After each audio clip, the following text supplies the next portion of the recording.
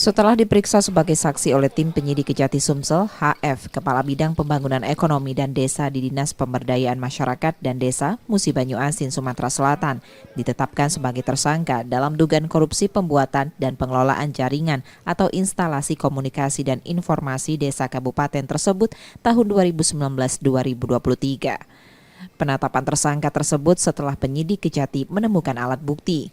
Asisten Pidana Khusus Kejati Sumsel menerangkan, tersangka diduga menerima dana dari hasil kegiatan internet desa yang diberikan pengembang. Sebelumnya MA selaku Direktur PT IMSnet sebagai pengembang telah ditetapkan tersangka lebih dulu.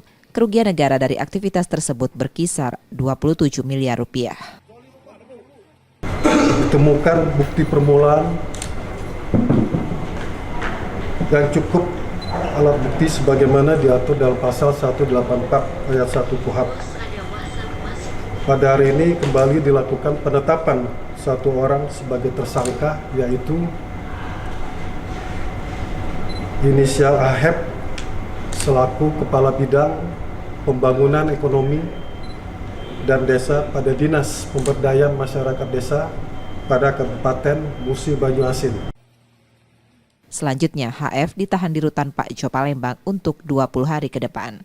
Yudi Kiswanto, Kompas TV, Palembang, Sumatera Selatan.